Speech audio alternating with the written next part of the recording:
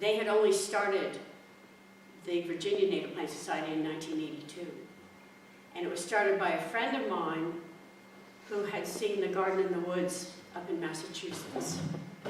And that is a totally native garden, all labeled. And she said, we're going to do that in Virginia. And she started her own Virginia Natives nursery. So she gathered a lot of good people. And we just had a mission, because at that time, for some reason, the first thing I did when I joined the Native Plant Society was go to all the meetings with a pad of paper and take notes. And they said, why don't you be president? And I said, I'm all totally new, I don't know enough. Give me some time. Well, pretty soon I was on the board, and pretty soon I was president. Because I was young and had some new ideas. That was several decades ago. And I really embraced it, and it became my whole family group, sort of, my extended family. We all did the same things. We didn't smoke, we were nice to animals, we were good to children. We were just very family, let's all go outside, or let's do this mission together. We pulled up garlic mustard in an area in Front Royal, Virginia, which was known for its extensive acreage of Trillium grandiflorum, which was a relict flower from when the glaciers came down the mountains from the north. And they left pockets of wildflowers that were nowhere else on mountaintops. So I was very impressed with nature, and I said, I got to learn more. And I started to learn trees, but then I extended it to wildflowers. I'm very bad on grass and fern, don't ask me those questions. But I can remember everything about trees. I don't know why, it just files in my head, and I enjoy it so much. I wanted to show you, to tell you a little bit of a story. This is from an author who spoke to my group, my Piedmont chapter, in the 90s, and I got her book, and there was a page of some statistics in it that utterly floored me. So this is Chris Bolgiano, The Appalachian Forest. Industrial strength lumbering began around 1880. At first it was selective. An 1889 deed in Kentucky specified, quote, 40,000 poplar and white oak trees, each of said trees to measure not less than 30 inches in diameter under the bark, stump high, measuring 3 feet above the ground without fire damage or blemish, and the grantee shall have 2 years after the date hereof to mark said trees with its brand. 30 inches. Under the bark. Under the bark. And That's that a was- sizable tree. and that was selected. Not as big as some you've just observed.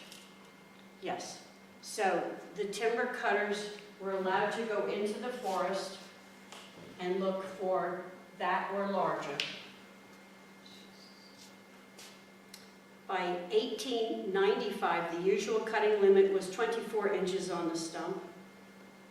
By 1900, it had dropped to 21 inches. By 1905, 14 inches. And by 1930, trees 10 inches on the stump were cut for lumber. Even though handling such small logs resulted in losses for the mill. Will you spell the author's name, please? Bolgiano, Bolgiano. And this is just, to me, a shocking statistic and a little sad that within 40 years we had decimated our forest. Here's my note. In 40 years, 1889 to 1930, timber cutters had reduced the forest to slim young trees of 10 inches from an earlier criteria of 30-inch diameter, and were now harvesting pre-adolescent trees, which gave little profit and reduced the land to mere sticks. And that, to me, is just a remarkable waste of resources and very sad history. And at the end, I wish to read you something else that I think will help make you appreciate where we live, because it is so diverse and rich. Okay. This is my business card, and I voluntarily go to people's private property or church, school, etc., and try to interpret what's there, advise them on what I think may need to be removed and what could be added to make a more biodiverse and healthy bit of land.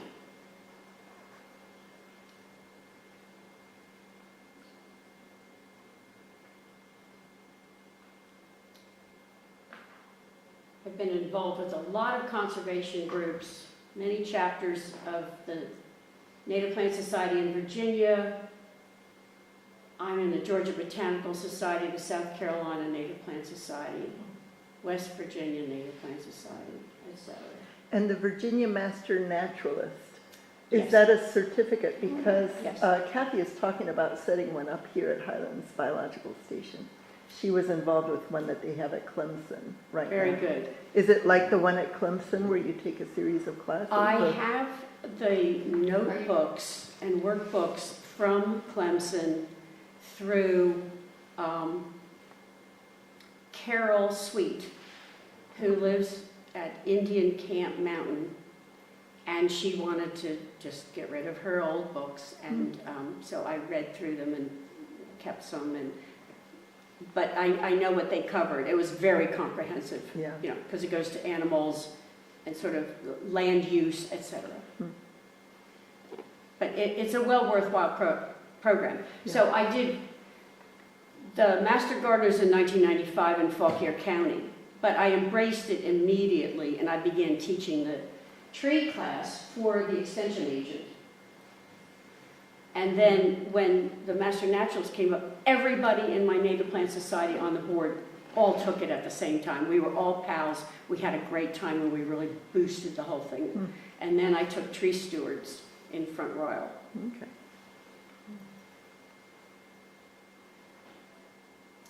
So this is all out of my own head and resources. It went from a business chart like that, all handwritten, to slides that my friend Kevin MacDonald, who is still near me in Brevard, put together. And so we started listing where I had shown it, and then I just couldn't keep up with all of it.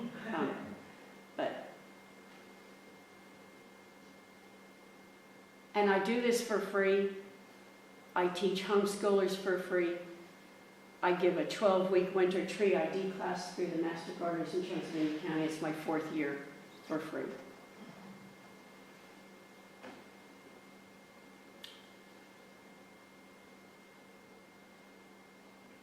If you haven't already studied plants, this may be necessary just to have a quick review.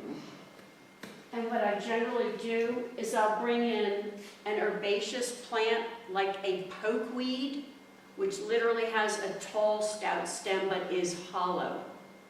A pokeweed stem may exist above ground all through the winter, but eventually crushes and falls to the ground. All new growth comes from the ground. A woody plant is different. A woody plant continues to grow above the ground and go out and up from last year's growth. Okay, so that's the difference between herbaceous and woody. And then I'm just going through a quick description of the different leaf types. So you can have evergreen, semi-evergreen, which are sometimes broad-leaved, deciduous, broad-leaved. The ones that fall are deciduous.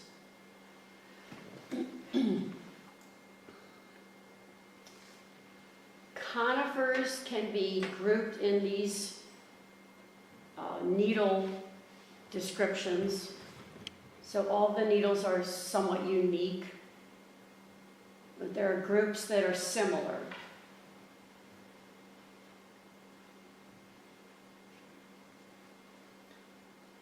Now, this is what I call an exception to the rule. So a deciduous conifer is not evergreen. It is going to drop all of its leaves. In this case, they are all needle-like leaves. So dawn redwood is from China. It is very similar to our bald cypress. They look alike, they act alike. Bald cypress wants to grow in the water and has knees. Dawn redwood does not. And the eastern larch is generally in northern states, not local here. So that's a deciduous conifer. And these are another exception to the rule. These are broadleaf evergreen. As you know, typically here, holly rhododendron, live oak, south or more coastal, the magnolias, if they're planted here, the evergreen magnolias, and common privet, which is not native from Asia or Europe and can stay green all 12 months of the year. So again, if you're brand new to identifying the plant parts, you need to know these terms and parts. So a simple leaf is just one leaf blade. A compound leaf has a stem, petiole, or rachis, which supports many leaf blades. So you have your evergreen needle type, then you have your deciduous leaves, simple or compound. There are not so many compound leaves. There are very, very numerous simple leaves.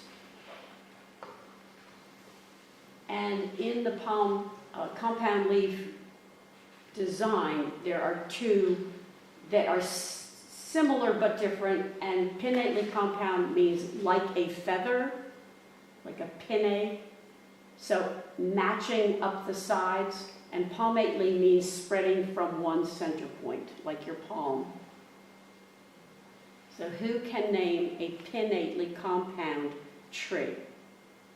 Ash, Correct. walnut, Correct. hickory. Correct. Should we keep going? Devil's walking stick. Oh, bipinnately compound. Try. Bipinnately compound. Bipinnately compound. But good example. A real exceptional one. And there's some right here, which you've seen. Okay. Pinnately compound tree? Buckeye, Yeah. Very common here. The yellow buckeye is the one you'll see most often. Big showy leaves. So the edge of the leaf, the base of the leaf, the tip of the leaf, and the stem of the leaf can all be indicative of what you want to define or separate from its similar others. That double tooth demonstration there shows something similar to, but not exactly like, an elm leaf. And elm leaves are generally described as being doubly saw-toothed. So they have a big jag and a little jag, and then another big one and another little one. Your twig parts. So on every branch in the winter where the last growth season's leaf fell off, there is a scar similar to your fingerprint that is specific to that tree species. The leaf scar is why you wear an ocular and go out with magnification to see in the wild up close, because that is the absolute end-all answer to what you're looking at. You'll also have the bark, of course, pith at the center of the stem. If you slice across the stem, you'll be able to see pith, which can be star-shaped, yellow, continuous, chambered. It can take on different variations, so that that is also one of the defining characteristics of that plant. Your lateral bud or terminal bud, all helpful. Then we ask you to define whether the tree has alternate or opposite branching. Now, I brought you a wonderful sample. Can you tell me if that's alternate or opposite branching? Alternate? Opposite? Look at it, looks like it's both.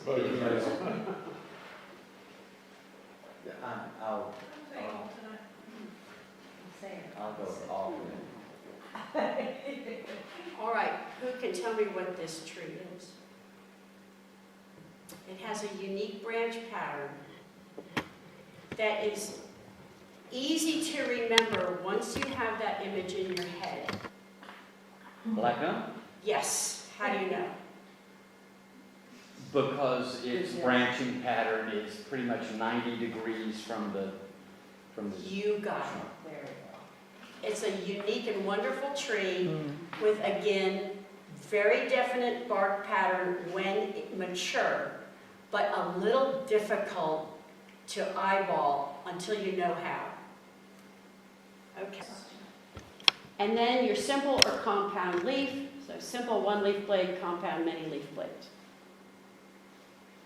Now, you put those two characteristics together, the branch style and the simple or compound, and that gives you a choice of either the greatest number of genera have these two characteristics, or the smallest number of genera have these two characteristics at the same time.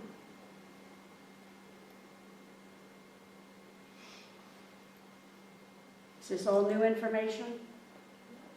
Or It's so You know clearly some of it. organized Okay. that even if we had a memory of this, it's Okay. nice to see it so neatly organized. So I say it's like a deck of cards. You only have the 4 choices. Okay?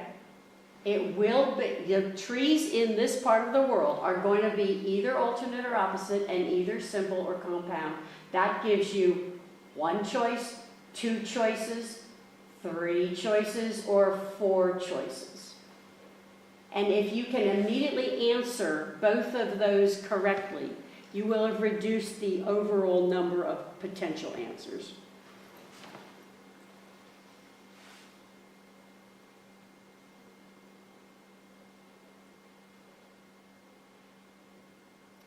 And who knows what this stands for? This is the opposite branching mnemonic. Maple hash dogwood Cap, the viburnum? Caprifoliaceae is the honeysuckle family. Ah, So that's using the Latin name. Is And then- viburnum in that family? Yes, it is. And then there are more. So there are many versions of this. Most people learn at least MAD. So they'll remember maple, ash, and dogwood are opposite branching, and they're common here. And they all look completely different. But you can go on. You can say madcap bucking horses with red dawn fringe, which means maple, ash, dogwood, Caprifoliaceae, buckeyes, horse chestnuts, dawn redwoods, and fringe tree. And that doesn't cover the bushes. And there's a lot of bushes with opposite branching. Now, if you're around here on the mountains, you will have certain trees at low elevation and certain trees at high elevation, and sometimes some that can exist in both places, but sometimes some that are only specific to certain conditions. We always say high plus dry is characteristic of being up on the ridge, because why? soil is thin. Sorry? Soil is so very thin, so it doesn't hold the Soil water. may be thinner, rockier. Wind dries it out. More sun exposure, poorer soil. Downslope may be fairly rich, but low and wet at the bottom of the slope is generally has deposition from soil that has eroded and left the hill and gone down. It's wetter, it's cooler, it's shadier. And it's shaded by part of that hill, perhaps. So high and dry, low and wet is fairly typical. If you're looking for wildflowers right now, you want to go south. You want to go low. You want to go to the coast because their spring starts earlier. Mm-hmm.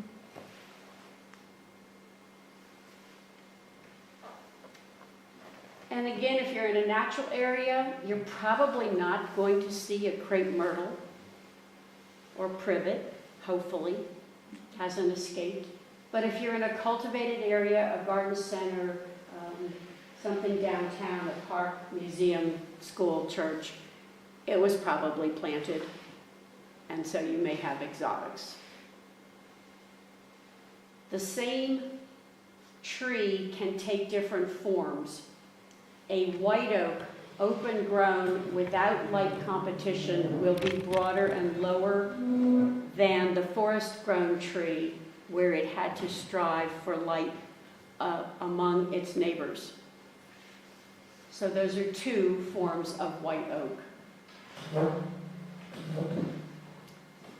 And then just take into consideration all of these things.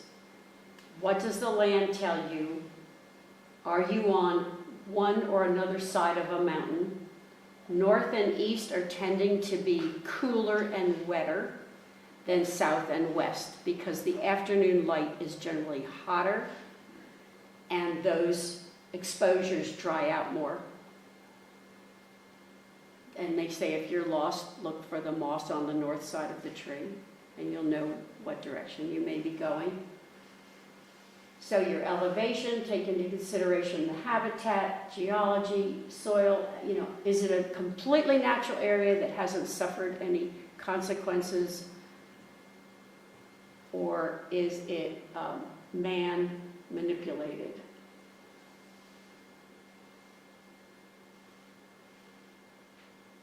So all of these things can be taken into consideration. You look on the ground, you look for what's still hanging in the tree, nuts, seeds, petioles, old fruit, sometimes dried by this time of year, but still clinging to the tree, old leaves.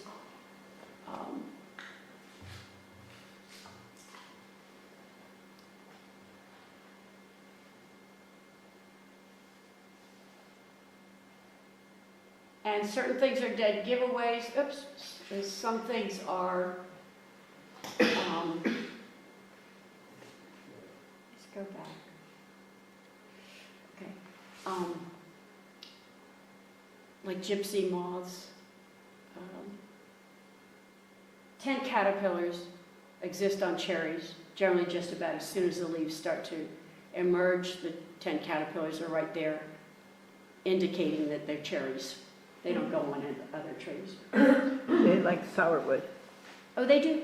quite a lot, I didn't know that. yeah. So now the question of native or not needs to be defined by where you are.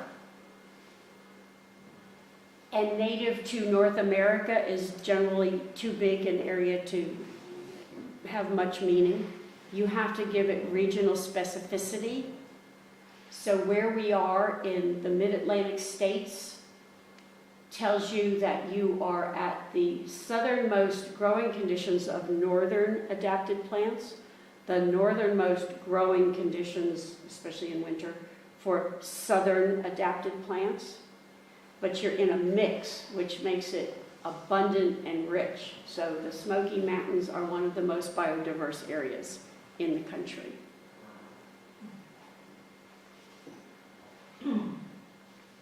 Can you recognize that plant?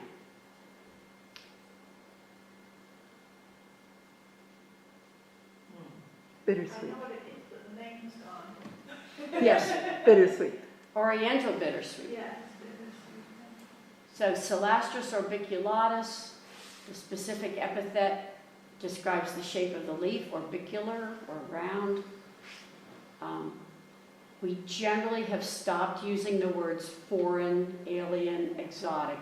We're now preferring to use non-native. to indicate that it did not originate naturally in North America. And then this will be a good book illustration of expanded leaf scars along with the leaf, along with a terminal bud, along with chambered pith. Who can recognize that tree species? Is that an ash? No. Walnut? Yes, broadleaf scar. So this is one of the books that I learned from in 1977, Arthur Harmount Graves' Illustrated Guide to Trees and Shrubs, with this exact illustration in it. So his work was to take plant parts and expand them in a very showy, very obvious way, so that when you look with your ocular, you see these things actually depicted, like 10 times life size. And if you learn in the winter without the leaves, you'll know trees any time of the year. And what's the book again? Gray's Okay. name and author, you want to say it? Gray's Illustrated Guide to Trees and Shrubs. Nice. The first one is going to be red oak, known for having ski tracks. Ski tracks are described as the white lines that have a mostly vertical pattern down the trunk on a mature tree. If you're the first one skiing down the slope in the morning on fresh powder, you will leave grooves that look like this. And that's why they're being called ski tracks. Next one. Anybody? Tulip tree. Tulip tree, light and dark bark, but in general very light. In maturity, it does get more grooved, but it doesn't have a deep pattern to it generally through most of its life. And the last, Maple?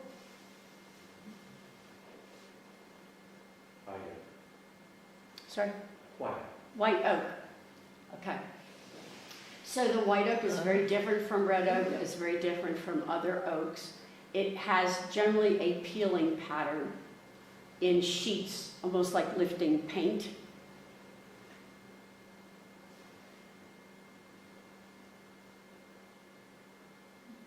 So you have tree rings on the left, and this is a fun thing you can look up that makes you think it looks an awfully lot like your fingerprint.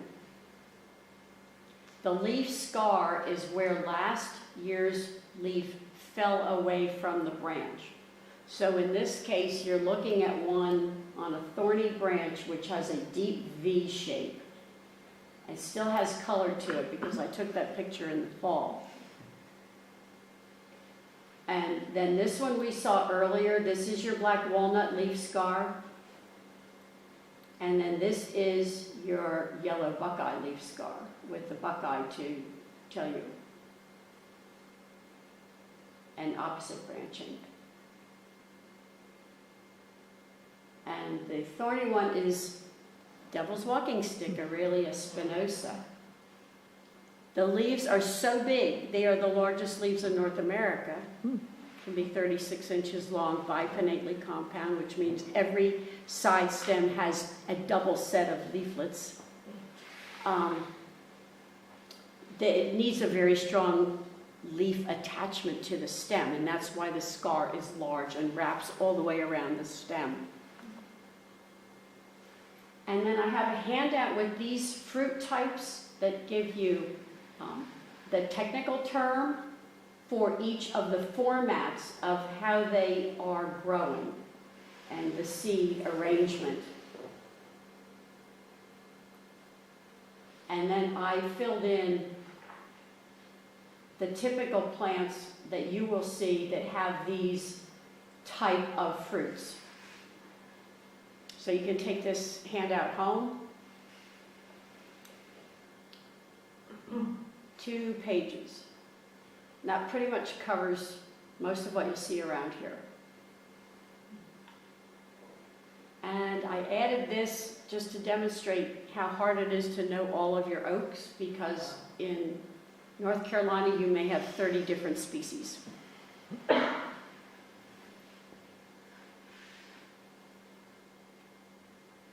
And I made a copy from the Flora of Virginia of the leaf and its associated acorn, the acorn being twice natural size, but associated with the leaf.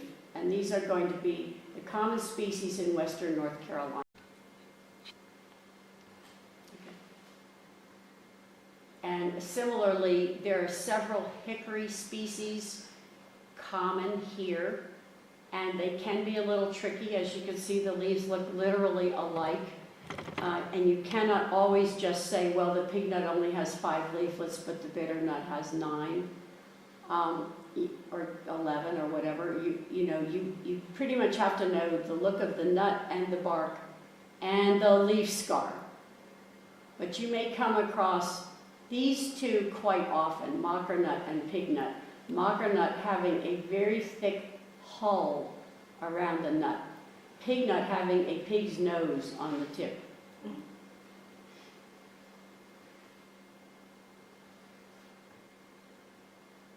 So I think you may have guessed ash when we had walnut. And this is to remind you that when you have more of the plant to look at, the ashes are always opposite. But the hickories, which can be similar size and look alike, and even grow side by side, will never be opposite branching. They will always be alternate. So they're things you can look at secondarily. You don't only want to rely on one characteristic. You want to learn as much as you can about that plant. This is another look-alike. The tree of heaven is not so common here, but it is quite a pest from Asia. Unfortunately planted by the Department of Transportation along road cuts in Brevard. And in an empty lot next door, there are many, many young ailanthus that got started in there. So they freely reseed, and they have very light wood, grow extremely fast. They will look like black walnut or perhaps a sumac. So it's good to know your plants. The ailanthus has a little foot or heel or notch at the bottom of its leaflet. That's one of the giveaways. That's one of the reasons you will know it's not a black walnut. A black walnut smells and tastes acrid. Ailanthus is said to taste like or smell like peanut butter. They're very different. The texture of the leaf is different. The color of the leaf is different. Winged sumac has wings on the stem in between its leaflets, and it is a different arrangement. But this is a nice native that we love to see, and I see it at Pisgah Forest Ranger Station.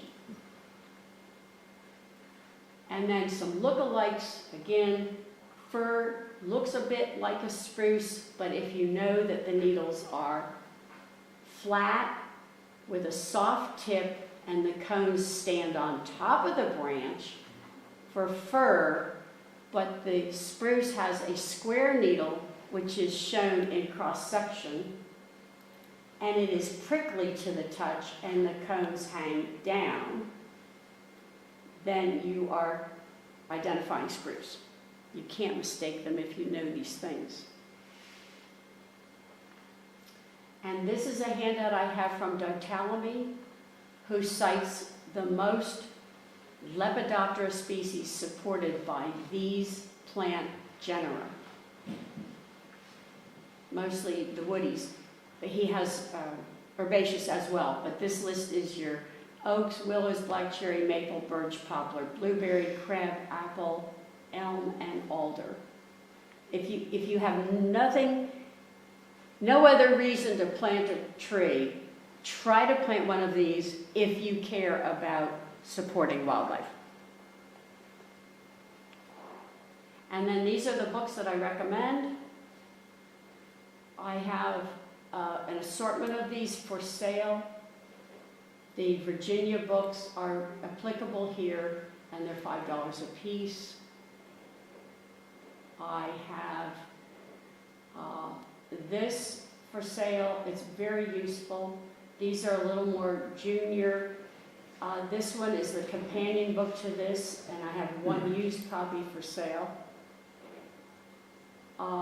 This is nearly unobtainable anymore, so it's the companion book to the Virginia book, but I cannot find it anywhere. This is only about oaks. And this I have for sale by Ron Lamps. I have this for sale, and you just saw Mr. Gray's book. I have the bark for sale, and I have used this, but I don't necessarily buy it to sell. And this is a little companion sample book that is in a series. I have the Flora of Virginia, of the Carolinas, the Flora of West Virginia that I started out with because we didn't have this printed yet. And this is a useful tree book from Maryland. So these are more college level books. I have a few samples of all of Michael Durr's books here, some used. They are good for any ornamental or non-native plant as well as our natives, because he is the living god of ornamental plants, the most knowledgeable, the most prolific, great speaker, and very informational books. These are your phone Michael resources. Durr you're talking about, Durr, right? correct, and they're right here. Actually, I have some in my car, but some on display. These are your potential phone apps that you can use just simply by taking a picture and the phone knowing where you are. It will probably give you some potential answers. You're welcome to take pictures of any of this. And these would be some of the resources you can go to as a backup if you're not using them on a regular basis. The Western Carolina Botanical Club goes out once a week, takes pictures of everything of note, posts it online for all members later, and refers back to the Integrated Taxonomic Information System for its confirmation of naming. But taxonomy changes constantly. And then this is some of the vines that you may need to know about that are troublesome.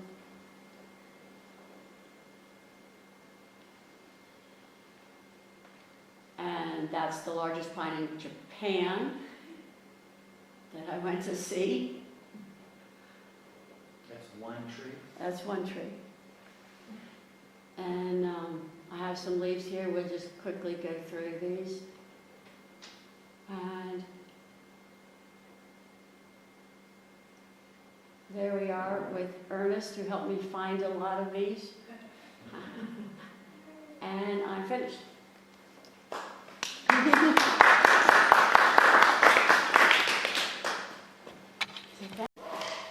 Written by George Ellison, has quotations in it that I'd like to share. Procuring everything they needed from the forest with their own hands, they asked nothing from civilization and were never in debt. Unschooled in worldly arts, indifferent to wealth, judging all men by personal merit, practicing the open-handed generosity of prime manhood, theirs was a true democracy.